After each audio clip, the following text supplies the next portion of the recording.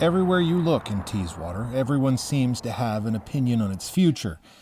And rightly so. This small town has a big decision whether or not to host the nation's nuclear waste. We don't want South Bruce to become the ground zero for all of Canada's nuclear waste.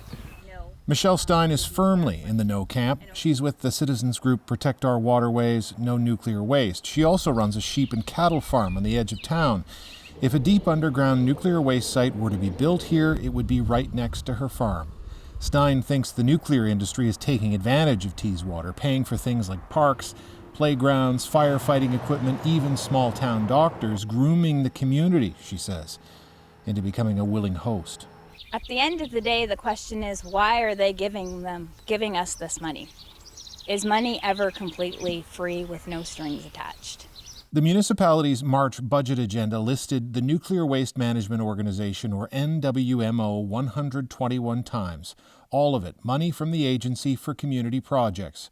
A recent report said the NWMO has given $3.2 million since 2012, a big investment in a community with an annual budget of about $12 million. There's some people who see this money as a bribe. Do you see it that way? Well, this money, as I said before, any large corporation that's going to come to a community donate money for different projects. No, I don't see this as a bribe. Mayor Robert Buckle says taking the money does not come with commitment, and while the town could use the money, it'll be okay if it stops. We are not dependent on this money. This is downtown Teeswater. It's one of the many communities that make up the municipality of South Bruce. According to this pamphlet published by the municipality, South Bruce is on a downturn, it says. It hasn't happened overnight, but slowly and steadily, we are on a decline. Teeswater isn't the only community getting this funding. So is Ignis, a town 2.5 hours northwest of Thunder Bay.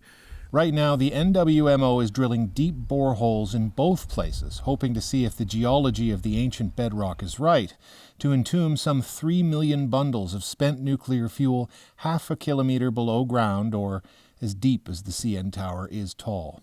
It's really troubling to me that anybody would suggest that we're trying to buy the community's support.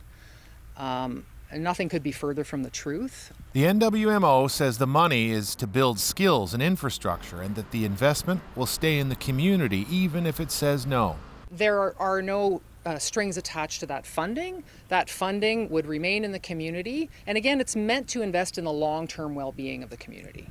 The group, Willing to Listen, was co-founded by Sheila Whittick. She says its members want to hear the NWMO out before making a decision. We need to know all the information. We need to know what we're saying yes to, and we also need to know what we would be saying no to. Nuclear power already provides 2/3 of Ontario's electricity. It also promises a carbon-free source of green power for generations to come. But more than half a century after Canada's first reactor, there is still no permanent disposal site in the country for the waste. It's why Whittick says there's a moral imperative to fix it. Why should the next generation have to deal with a problem we created? The debate that's fiercely divided this town will likely go on. The NWMO says it won't decide on a site until 2023. Construction won't begin for another decade after that. Colin Butler, CBC News, Teeswater, Ontario.